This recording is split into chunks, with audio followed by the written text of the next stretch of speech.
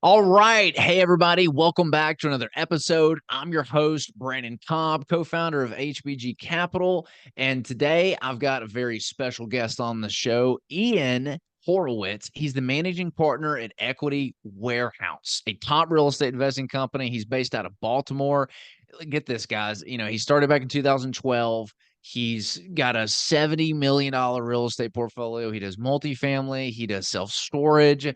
I'm excited to jump in with this guy today. He used to be a fighter, and this guy looks like he's a firefighter. He looks like he's just jumped through and done some crazy stuff. I'm excited to talk with this guy today. Ian, welcome to the show, my man. What's up, brother? How you doing? Thank you for having me on. And if you actually saw me in my firefighting days, I would not have a beard because I had to be cleanly shaven. And the Uh, day I quit my job, everyone, I'm just going to jump right into it. We weren't allowed to do drugs because we got drug tested. Everyone said, "Hey, man, you quit. Did you smoke some weed?" I'm like, "No, I threw my razor out. Then I smoked a little bit of weed just because I could, because I'm never shaving again. And I just recently whacked it way back. So it's kind of tame and in a decent position right now. So, yeah. Oh, it looks really good. For those that don't know who you are, what's your story? How'd you get from firefighting to a $70 million real estate portfolio? I know a lot of people want to know. yeah, man. So my business partner and I, we grew up outside of Philadelphia. We wanted to be big city firemen. You had to live in the city of Philadelphia at the time for your whole career to be a fireman. And we said, oh, let's just take this test down in Baltimore. Me and a couple other buddies went down there, became firemen. 2007, 2008, you guys know what happens. All hell breaks loose. And by 2012, so in 2008, I graduate the fire academy. 2009, we're getting furloughed. 2010, pension systems are going bankrupt all across the country. 2012, Obamacare comes through and all these other crazy things. And it's just like, dude, I just gave up. Like, I went to go get job security and financial security in exchange to do something I love. However, I'm working more than ever. There's no overtime. They're closing companies. Pension systems are going bankrupt. Oh, by the way, I can die at my job. How am I going to support a family? And that's what led me down the path of real estate. I was laying there one night at work. We worked 24-hour shifts at the time, or we were about to. And I said, how do I make money while I'm asleep in this bed?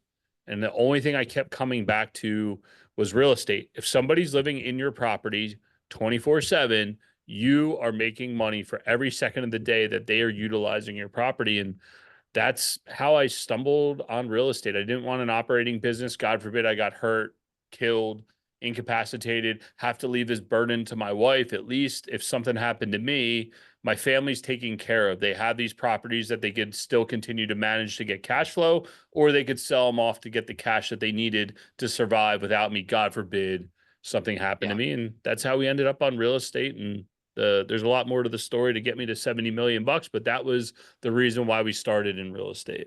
So let's get there. What did the journey to $70 million look like? One, I guess, how long did it take? And was there an inflection point somewhere? Like on this journey, was there a pivotal moment that you can recall where you're like, oh, wow, we are gaining traction and I can see the path ahead and know what it looks like and what I need to do? Yeah, just to give you the audience some color, like, this is like a 8-year trajectory to really to have the massive explosive growth. Part of it was, we'll call it immaturity, right? Our inability to be mature. We're not classically trained. We're two dumb firemen. Like, we barely got out of high school, right? So we're learning the single family real estate game. We're doing single family rentals. Guys, you got to remember, like, my first single family rental, $25,000. Now, mind you, my credit score is like barely six. It's not even 600. I got all kinds of debt, but for some reason I have $15,000 saved up. It makes zero sense, but I did. I buy my first rental property, 25 grand, get a hard money loan at some stupid crazy rates, and then I put 25, 30 grand into it, but I get 1250 rent. And I was like, oh my God, best thing ever, cash flow in 600 bucks a month. And I was like, I got to do this again. It's like real life Monopoly. I was so excited for it. And then, we started flipping houses. We started building a rental portfolio of single families. We were getting good at construction. We really identified what we were good at. We knew our weaknesses were getting capital. Like, we always had a strong emphasis on being bankable. So we figured out the bank game and we started to figure out the financial game. And then in 2020, about 7, 8 years in business, We get approached by a wholesaler that says, "Hey, I have this lady. She read your book. We have a book on subsidized housing. We did all Section 8 housing, and we wrote a book on it." And he said, "I have this lady. She read your book. She's interested in selling you a 76 unit apartment building." I said, "Okay, like, why don't you want it?" And to his credit, the wholesaler said, "It's not my business." And it was the most mature thing I ever heard in my life. He's like, "It's not my business. I just want to make a $50,000 fee." And I was like, "All right, cool, dude. Like, please introduce us." So we meet her, or sorry, the story goes, he goes, "Oh, by the way, she wants to owner finance 90% of it." I said, "Well, this is a $5 million purchase. She wants to owner finance $4.5 million." He said, "Yep." So I walk over to my business partner's office. I said, "Yo, Dan, here's this lead. By the way, she wants to owner finance 90% of it." And he goes, "That's bullshit. There's no way." And I was like, "I'm taking the meeting. I don't care what you do.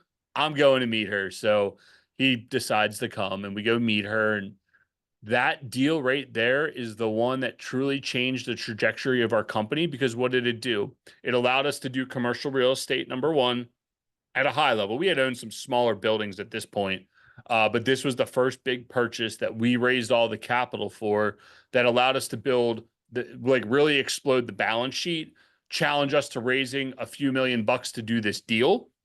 It was a massive challenge.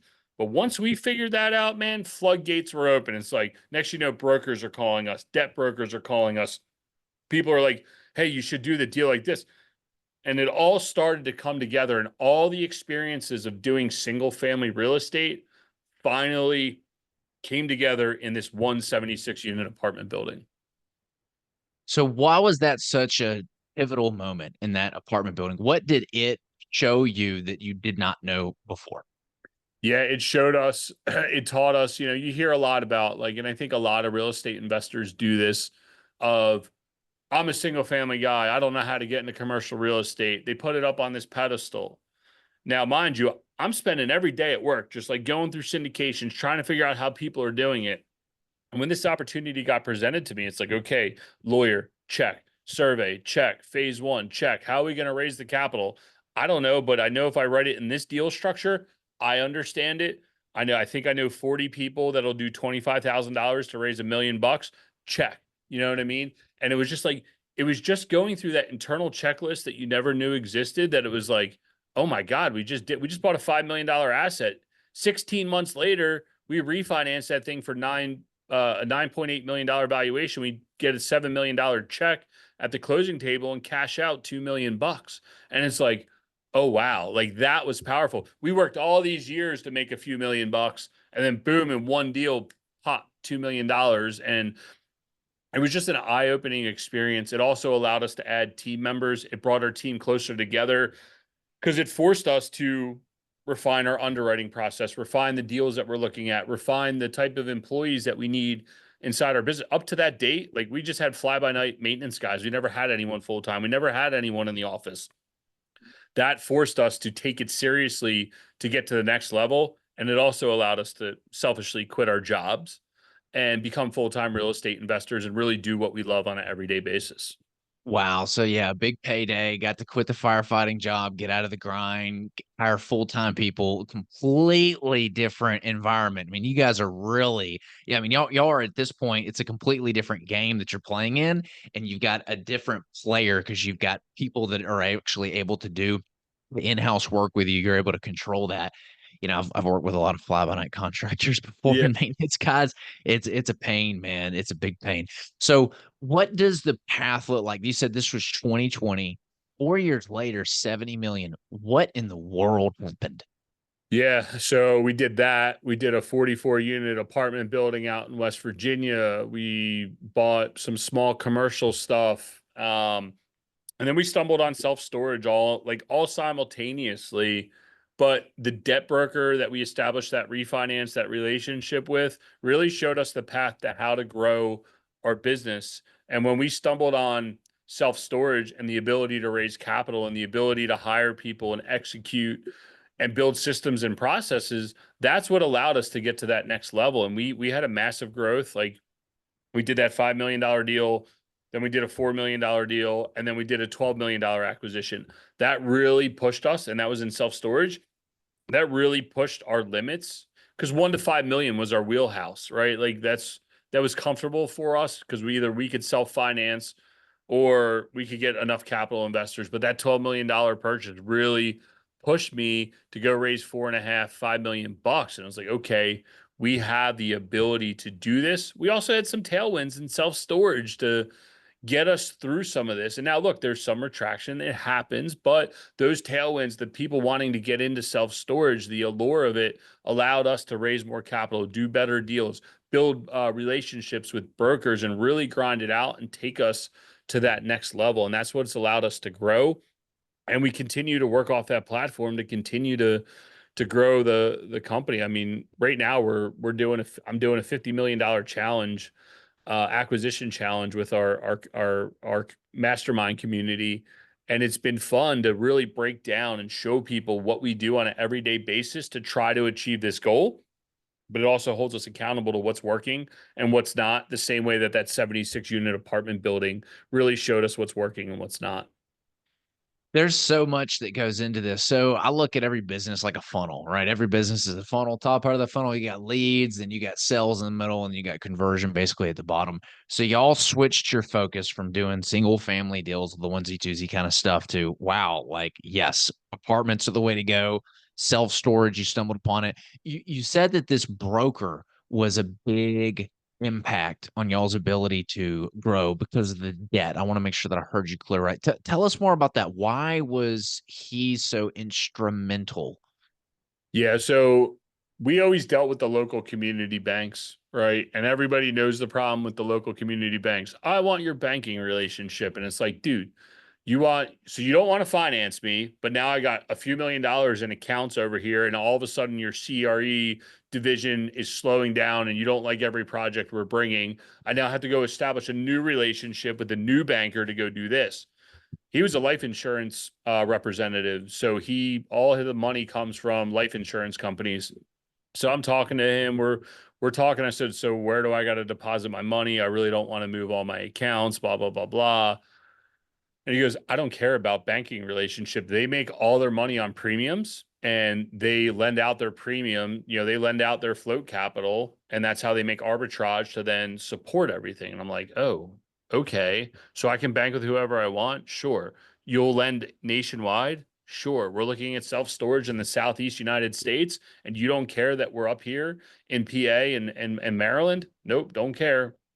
Okay, like that was instrumental. Side by side with that, him showing us how to clean up our personal financial statements, how to clean up our balance sheets, how to get everything buttoned up into a nice lender package to say, here you go, Josh, we're ready to go. And he's like, yep, I got everything I need. I'll get this approved. Let's move on. And you got to remember, like, when I brought him a $1 million deal, he's like, look, dude, the only reason I'm doing this is because I think you can do more. He's like, I'll make the same money whether I do this, I'll spend the same amount of time whether I do the $1 million deal or the $20 million deal. I need you to do bigger deals because otherwise I'm going to cut you loose. And I was like, so he really challenged me because all of a sudden I'm like, oh shit, like I got to make this guy feel good, Yeah. and it challenged us outside of our box because he's 100% right. The same amount of work he's doing, I'm doing over here to do a $1 million deal, or I can do a $10 million deal. And I'm like, damn, dude, like that was something. And you've heard it before, but then to hear it from a vendor, I'm like, oh shit, like sorry, I don't mean to curse on your podcast, but I got to do this, and him challenging us and showing us the way. And dude, you got to remember, he's lending all this money to all these other operators. And I'm like, hey man, like got this going on. How would so-and-so, I know some of his borrowers, how would so-and-so handle this? Or have you seen this before? Dude, they do $1 billion of transactions a year. He pretty much has an answer for almost everything that I bring him. Like, oh, I just saw this, or oh, I've done this before. That helps us to get us to the next level. And I like relying on our lender from that standpoint. Man, that's so cool that he was able to push you guys. That's so funny. It's like, hey, I'm gonna stop giving you money unless you bring me bigger deals to fund. Like, Yeah. what an awesome way to get pushed. So Yeah. he's over there pushing you guys to do bigger deals. You're realigning your sites. Great. What does the top of the funnel look like? Like, how are you guys reaching out to these, commercial properties, these apartments? Sounds like you were doing things in different markets. I want to talk about that first. I want to talk about getting to the capital raising side, and then I want to talk about like the deal structure. Yeah. So for us, top of the funnel, We're not like everybody else. Everybody, I'm sure you do it. We've done it. Everybody does it. Everybody wants to concentrate on what? Off market deals. Okay. Mhm. What's the issue with off market deals? And I don't think a lot of people think about this is, hey, seller, I'm so and so. I now have to build rapport with you. I'm building rapport. I'm building rapport. I'm building rapport. You finally sell to me. Hey, seller, goodbye. That's it. The transaction's over. And it's not always like that, but a lot of the times it's like Yeah. that. Yeah. Most of the time, you're not going to keep that relationship. It's just reality. For me and for us, I like working the broker network. Hey, broker. Hey, broker. Hey, broker. Hey, broker. Because you know what they're going to start to bring you? The shit deals. And I'll tell you, like, here's one. There's a broker down in Alabama, went to the University of Alabama. We're huge Eagles fans. Jalen Hurts, Devontae Smith, Alabama boys, they all went to school at the same time. We bonded on that. He's the one that brought me that $12 million deal. A local, and here's the other thing. He's a little younger than me. We're going to be in this game for the same amount of period of time, right? The next 40, 50 years, hopefully, we're in this game to get right. We're all doing real estate till we're dead. We're going to be in this game together, right? Another rapport building, local broker up here in Philadelphia. Hey man, I'm looking for deals. Let me know the crap that you got. Brings me a deal. Guy, small environmental issue. He has contracts to sell at 1.35. I said, I can't pay you more than 600 due to the environmental risk. He said, okay. Guy winds up selling it to me for 700, and we're turning around cleaning up the environmental for 100 grand and selling it to the guy that wanted to pay 1.35. And now I established that relationship, and that broker's like, oh shit, you'll take some risk. Like you'll do deals that nobody else will do. Dude, he just like opened the Rolodex. I'm like, well, okay, I like X, Y, and Z. Let's talk about these. And now I'm on that short list of phone calls. Hey, Ian, hey, Ian, hey, Ian. And I like building that rapport. I'm not good at, as outgoing and bubbly as I am, I'm not good at that cold call. Hey, Mrs. So and so, I really like your property and I need to build rapport with you. It's not really my jam because I'm a little more transactional Yeah. when it comes to that. And the brokers are transactional, right? I look at them. I don't know. I don't want to say anything bad on your podcast, but there's people out there that sell things that are illegal, right? And they're like, you got what I want, I got what you want. I'm paying you more to leave, more or less, right? It's the same thing with the broker. You got the real estate. I'm looking at you like that person. You want my money. Let's make this deal work. And now we can work together to get one common goal. So that's how I view them basically as you guys can figure it out, insert whatever you want, but it's legal Yeah. out in Vegas. We'll leave it at that, right? They want our money and we want the property. So I think I picked up on what you were saying there at the very I end. know it was a little hard to get it out there without being direct about it. I'm usually pretty direct, but I don't want to offend anyone in your audience, but you guys can figure it out. Go look up what's legal out in Reno and Vegas. You'll figure it out. Yeah. Well, so what I loved about what you just said that every business owner can take a page out of the book from is you have to be in a business where you can keep customers for life, right? That's what I love about renters. Or you can figure out how to create this referral machine, right? And so that's the problem is if you're always having to go get more customers and those customers are not referring people to you or those customers are not buying from you again, it's extremely hard to build like a big business, right? You want to be somewhere where you can be in that. And so like what you've done is you've taken a game, which is real estate, where it is very difficult to create lifelong customers if they're not renting property from you, right? I'm talking about people who are selling you more property. Like that is one of your customers. You have to first service that customer before you can have that long-term customer. And you figured out a way not do all that time and effort because I mean what we do is we rezone land and we develop and sell land and build communities and that's the problem with it is you spend so much time and effort with this one person servicing them rezoning it civil engineering you do the transaction and boom that's it like you That's hardly never see them again because they've sold them it and so you got to go out and find somewhere else so I love the fact that you are utilizing the brokers who are out there finding deals you are leveraging other people's time and expertise to come and bring you the opportunities. There's so much in that. So I love how you've managed the top part of the funnel. So let's kind of keep going down. So raising capital, you've got a $70 million portfolio. You have had to raise somewhere around 20, 25 million bucks, somewhere around there. Walk us through that. How did you do that? I mean, going from a firefighter, and I'm not going to speak about your background. You're very, very successful, but most firefighters are blue collar family. They didn't come from money. And they're not in those circles and pools of money. So how in the world did you get your hands on 25 million bucks to go and buy $70 million of real estate? Yeah, I mean, that was a challenge that we put up on the pedestal. Now, one of our capital investors and my co-host on my podcast, he runs a hard money lending company, and they got 50 million on the street, all private capital. And I always say, Jason and Chris, how do you do it? And they're like, oh, it's easy. Don't worry about it. You got everyone you need in your network. I'm like, do you understand? I sit around the kitchen table and drink coffee with guys that are like, can I get a payday loan? Lend me $100 on Wednesday and I'll pay you $150 on Friday. And I'm like, yeah, sure. Here you go. Like, this is a no brainer, right? Like, that's where I came from. And the way it worked, and this is what I always talk about, is that single family real estate grind of fixing and flipping. Like I said, we weren't mature enough, but it built us a track record. And one dude would come forward. There's a couple financially sound firemen out there and military guys and nurses and stuff like that. And Yeah. hey, I got 25 grand or I got 15 grand. What can you do? So we would let them lend to us. Excuse me. And then as we went down the wormhole and as we started to raise capital for deals, that first $1 million, now mind you, we had 100 single family house rental portfolio. We had bought a 7-unit apartment building. We had to go raise $1 million for a 76-unit apartment building. And I mean, I was on my knees every other day trying to get money. And what I learned early on was you're always raising money. And number two, the fear of missing out. Right. And that's what Jason and Chris taught me. So in that situation, I was super desperate. I found the people I needed to get the deal done. Side by side with that, I wasn't playing the game right, the fear of missing out. And I thought it was interesting. And now that I understand it, so now when a capital investor calls or I have a meeting with them and I need money, I could really, really need money. But the conversation always is, hey, Brandon, nice to meet you. This is what we do. Oh, cool. I want to invest. Sorry, man. We're fully capitalized right now. But what I would suggest you do is study everything that we do and check out our investor platform because when I release a deal, they will fill up fast. And that's it. Just leave it alone. Even if you need money, you cannot put them in a deal. And you let it go and you send out an email and they're usually the first ones to respond because they're so hyped up. Or if you see them doing nothing, you call them up and just say, hey, look, this probably isn't for you because you haven't taken action yet. And all of our deals are exactly the same.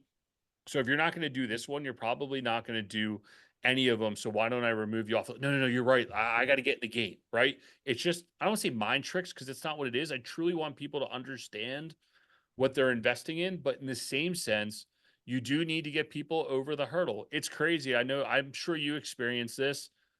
Hey man, you want to invest with me? Yeah, yeah, I'm in. And then they go buy $10,000 of Tesla stock, which I love Elon and everything, but you go buy $10,000 of Tesla stock and you can't see it, feel it, touch it. The company's technically underwater. Elon, God knows what's going to happen to him. And then you're like, hey man, I could utilize 10 grand in my business and I'll show you exactly where it's going. You're secured by a piece of real estate. Nah, dude, it's a scam. I'm like, yo, bro, like, seriously? But again, that's that mental mind shift of getting someone over that hump and getting them juiced up to want to invest with you. So, Yeah. So it sounds like friends and family, your network just over and over again hitting streets, you're able to come up with 25 million bucks. I mean, that's really impressive. I'm assuming that they probably had some referrals in there after you had demonstrated a track record and actually returned their capital and they're like, "Hey, I got somebody else too this time." Is that we, right? yeah, we started with friends and family, firemen, teachers, nurses, military. That's our wheelhouse. So and so has a rich uncle. Hey man, rich uncle wants to talk to you. Okay, 100,000 bucks. Cool. We get most of our checks are 25 to 50 grand, even Yeah. though our investor platform says our average check size is like 75. Yeah. But this last deal, that one that I was telling you about with the environmental issue, I raised 900 grand in 3 phone calls, right? And prime example, it was a guy who came in as a referral, heard me on a podcast, knew some other people that were investing, called him up. I said, hey, Bill, I know you like equity deals, and this is the only equity deal I have coming up for the foreseeable future. And I said, I'm raising in $100,000 increments. And he said, yeah, I don't know if I have it. I said, okay, well, the other guy just put in 300. So let me know what you want to do. It's going to fill up quick. By the end of the phone call, he's like, look, man, I think I can do 300 grand. I'll send you a check tomorrow. I was like, oh shit. That was like, but again, that was having him juiced up, ready to go. He was in a few other deals, really enjoyed his experience. And boom, we took him from a $50,000 investor to a $300,000 investor like that, you know? Yeah. Yeah, very, very cool. All right, let's talk about some of the deals now. That You've got this beautiful funnel built, you're cranking out deals, raising money, you're acquiring self-storage, multifamily. I think the audience knows a lot about those assets. Let's talk about how you're structuring those deals with your investors since interest rates have gone up, because the interest rates have completely changed the game. Where are you seeing the opportunity and how are you structuring your deals with your investor base? Yeah. So we structure them in a kind of a non-traditional way. We don't do any crazy waterfalls. We have very limited fees, right? Just because I can't explain to you what a waterfall is, and I don't ever want to be drinking a beer. Hey, Brandon, let's go grab a beer. I'm in town. We're out having a beer, and you're like, "Hey, man, the trigger was 15%, and my IRR calculation is this. And it was technically 14.99." I don't want to do that. So we're very rigid up front. We don't get paid until the investors all their capital is serviced and it's actually cash flowing. So that's the value proposition there. What I would say with the interest rates is it's just, dude, firing letter of intents, just keeping your offers as low as possible. The best thing you can do is make a good buy. And by making a good buy, you're paying the best price you can. Having multiple exit strategies is really what we've been looking for. Surprisingly, the value add stuff that we've been doing for a long period of time, we've been making a big push towards some development and conversion type stuff. And the reason is it's giving us multiple exit strategies. We can go in and build it or convert it. And it's like, hey, well, this conversion looks good for self storage or for flex space, but an office tenant came out of the nowhere. So before we go and rip the band aid off, we're going to lease to office tenant, or we can condo it down. There's multiple exit strategies there. In the development piece, it's, hey, we can build and maybe you come along and say, well, I'll take that at CO. Now it's a contract build. Or, hey, we're going to build and it works out really good. Let's keep it and refinance it. Or, hey, we build it. It's a class A asset. Someone's willing to overpay for that, and gives us multiple exit strategies all the way through the process. So we've made a little bit of shift from, I know hopefully I'm not ducking around your question, but we've No. made a little bit of a shift from the value add space, gone a little more Mhm. into the development space, and probably going to live over there because we can get some higher IRRs and bigger equity multiples for our capital investors. And most sellers are pretty understanding and they understand what it takes to get a project like that up and off the ground. And I think you can negotiate some better deals and some better terms up front on those type projects. So, Wow, so you're seeing more opportunity in the development space right now where you can actually build self-storage and build multifamily, is that right? yeah, so one thing we've noticed operating self storage, we have a site down in Baton Rouge, Louisiana. And it was a big RV park, or not RV park, RV storage, big units. Everything's like 15 by 85 to give you 15 by 50 to 15 by 85. To give you reference, most storage units are like 10 by 10, right? And what happened was the guy before us started bringing in businesses to rent there, cabinet makers, landscapers, truckers.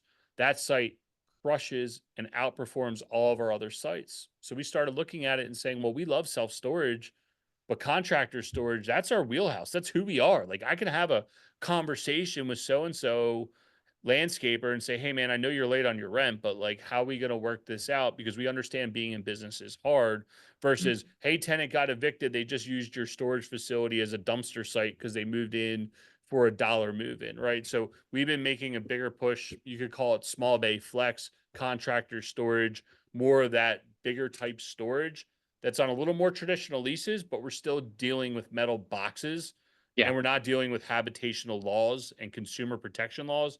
And that's what we really like about that space. I love it. And so what past returns, kinda talk to us about that. Like, how are you structuring deals with your investors? Are you just doing like a straight, preferred return once they're out of the deal? Like, what kinda numbers are people looking at if they wanted to work with you? Yeah, no, we're doing we do a preferred return. You guys, most people know where the market is, so I don't want to say anything that's out of line, but you guys can figure out where the market is. If you want more information, you can track me down. But we do a preferred return and then equity upside in the deal. And if we refinance and keep it, you're still in the deal.